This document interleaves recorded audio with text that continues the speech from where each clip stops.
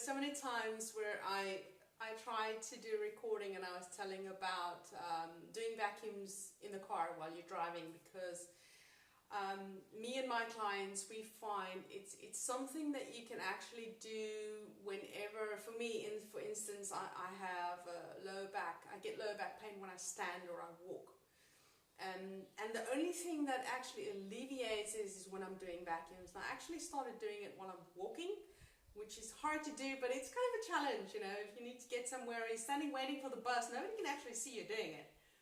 And it just kind of concentrates, it helps you concentrate, calm down, and it gets that stability back, that alignment back in your body. Okay, so I'm sorry, I'm naturally sitting in Hestia. Okay, wow, it just kind of happened, you know, the feet going up. That's good. That's peroneal support. These feet is going up. It doesn't only support your knees like they say in yoga, it also activates the peroneal area. Big secret there. All right. So when we're sitting in a car, because the camera keeps falling down and I can't actually get a tripod up in a way, because the other seat, it's so close to me that you can't actually see me. I'm going to have to ask somebody to actually do a recording for me. So I'm going to try and simulate. Okay, so this is me sitting in the car. Now, one thing that is very important is what's happening to the back seat. Most of us have it too far. We're sitting like this. So what I do is, that's the first thing I check while I'm driving, because you're thinking about a gazillion things. The mind is very impressive because it's very active.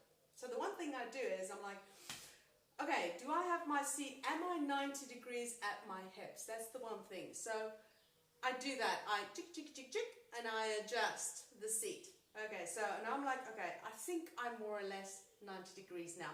Now the other thing is, if you don't have an automatic car, forget about your feet. You need to have your feet do what it needs to do. We don't want to be causing an accident here, okay? So just forget about your feet. If you have an automatic car, then it's a lot easier. But most of us here in Europe and in other countries, we don't have automatic cars. So I'm going to just not talk about the feet, so I'll just leave them out of it. Well, if you have an automatic car, just flex your feet. On the floor, that's fine. Okay, so your knees are probably going to be a lot bent because they're on the seat. You know, I'm not actually on a seat. So, yeah, maybe I'll try and... I'm going to try... One day I'll try, I'll ask somebody to actually do a recording for me. I haven't trained the dog to do it yet. Okay, so the other thing that we want to check are your knees. Now, a lot of us have knees and we drive like this, especially ladies. So separate your knees, more or less like put one hand palm length between your knees. Again, that's what you need to be. Okay, that's the good thing. And then make sure what's happening in your lower back. So kind of scoot your bum back into the seat. That's what I do. I kind of scoot back and I make sure that I have that little bend, and you'll feel, wow, immediately you're sitting up so much taller. And that's the same thing we do when we're actually sitting in the posture Estia. It's like sitting in the car, basically, okay? So what you're doing while you're driving is you're checking your posture, and that is already a change that is happening. Because when you start doing it in the beginning, the first time you actually run it through your head, in the car, sitting, after that you're going to be like scooting your bum back in there. So you really want to, like when you sit against the wall and you really try and get your bum in the little corner of the wall. Well, that's what you're trying to do in the car. You're trying to get your bum into that, you know, the crease of where the top and the bottom part meets. Now that little, you're really trying to get your bum in there, because that's the only way you get that nice little curvature going when you're sitting. Because the car, some cars has it, other cars don't, but do we do it? That's the big question. So much for support, but if you don't do it, your body's not going to do it. As simple as that. Okay, the other thing is, what are my shoulders doing? So if we don't have that curvature going, then we're going to be doing like this. We're going to be driving like this. So what we're going to do is boom, wow. And there is actually, if you think about it, when you have that little curvature going in your lower back, there is no way that you cannot not yes, cannot not sit tall. Your body just does it automatically, and your chest automatically opens. Now you're going to be driving around, you're going around the circle, you're going around that circle, that car. Okay, so guys, when you do this on like a straight road, a long road, one of these boring roads. Don't do it when you're like in the city. It's going to happen naturally. Eventually you're just going to be like sitting very tall, and it's happened to me when I got certified. I was doing so many vacuums. I was literally doing every 2-3 days. I was doing a full session, like half an hour session of vacuums, and every morning 10 minutes. I needed to get fit. I needed to get strong. And I noticed that my rearview mirror was the first thing. I was like, no, it's not fine. I had to adjust it because I was sitting taller naturally, right? So, okay, so we have the natural curvature going and we're sitting up tall. What happened with my shoulders? They still do go up, especially after winter, or maybe if you're in a country and it is winter. This is what we do when we get cold because our neck gets cold. Right, so what you want to do in the car, most probably you can warm it up, is just push your shoulders down to your waist. And I'm not saying just have them relax. No, I'm saying push them down. So this is for me normal. Okay, the steering wheel. This is normal. That's pushing down. Normal, push down. Test it. Just sit in the car and do this. And you're going to be amazed at, wow, how much more you can extend your shoulders. Now stay down. Okay? Breathe in. Just hold on to the steering wheel like you normally do. Just start slow. Breathe out. Breathe in. Chest rising. And breathe out. And then go for a vacuum.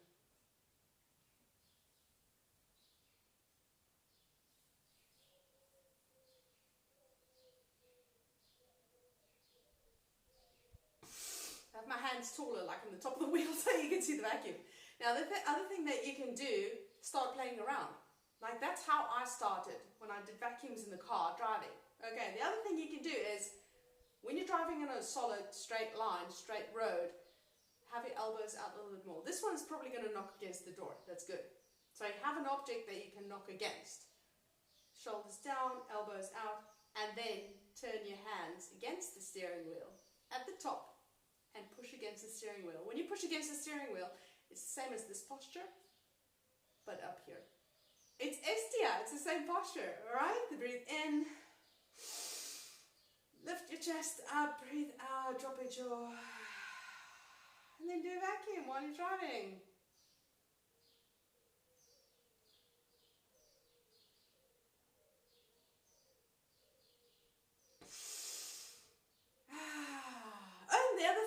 There's another one that I started playing with. Put your hand on the roof of the car.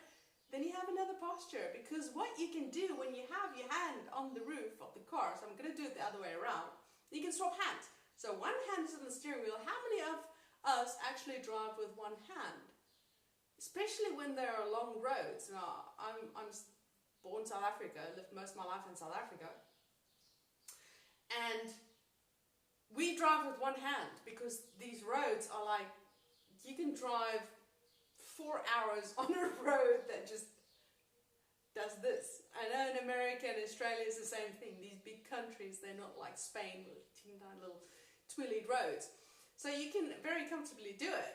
So I would sit with one hand, literally the palm, the base of my palm, pushing against the ceiling, and that opens my shoulder. It forces me to actually push my shoulders down, and one on the steering wheel. Fingertips.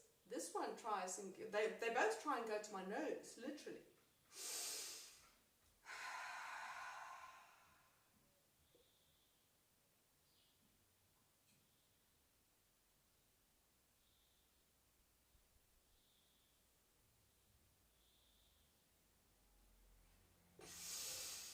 can still look around, who's on your side, you're still paying attention to everything.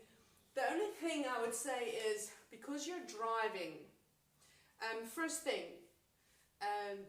do not do this when you have someone in the car, because they're going to want your attention, okay, especially with children, or maybe it's a friend or somebody else. Do it when you're alone, or if your kids are watching a movie or they fell asleep, then do it. That's one thing. The other thing is, start incorporating stuff slowly, and do the vacuums a lot slower. And as you get used to it, because you need to pay attention to what you're doing. So I don't want to take your attention away from staying safe on the road, okay? But it is good just to do a couple. You're not going to do 20 minutes. You're just going to do 3 or 4 or 5 vacuums. I mean, it depends on how you feel. It depends on your experience. But it does just open up. It just, liberates your shoulders, and it gives you good posture, and it really helps you. For people that sit a lot, that drive trucks, people that sit and work in the car, they're in the car the whole time. It's even if that seat has the curvature that your body's supposed to follow, your body's not going to do it. It's happened to me. It happens to everybody. We slouch, and if you don't consciously make the effort of giving it the curvature it needs and giving it the posture it needs, it's not going to happen. So vacuums is an amazing way to actually have that happen naturally, because the inner core, the stability, that's where it comes from. And you get to a point where this, sitting like this, is the natural instead of doing that.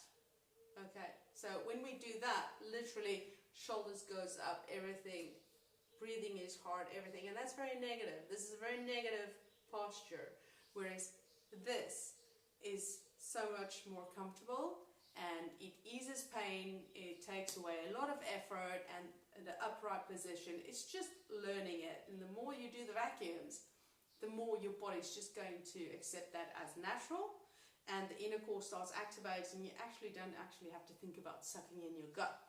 It just kind of stays solid, straight, and flat. And that's one of the reasons why you get flat abs when you do vacuums. It just happens from the inside out. And that's what we want, right? So I hope this recording was helpful. I do hope that you practice it in the car. Leave me a comment. I'd love to hear back from you. Subscribe. There's a little icon there, my logo. Yeah. So click on that to subscribe, so you can then get any updates, any free tutorials, any information that I share would be coming up then.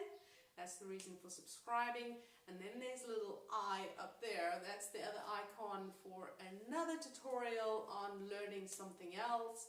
Maybe if you've missed out on some of the stuff, then there will be something out there. Check out my channel. Check me out on Facebook. I'm on Instagram as well, EE Health. On Facebook, I am EE Eternal Equilibrium Exist. And soon I'm working on the website, so that's going to be up soon as well. Pretty proud of that stuff. If you guys need any advice on something, you have any questions, by all means, please. I love questions. That helps me that tells me what you need, and then I can fill your needs by talking you through things. I hope this was helpful. Bye everybody, have a gorgeous day and exceptional posture.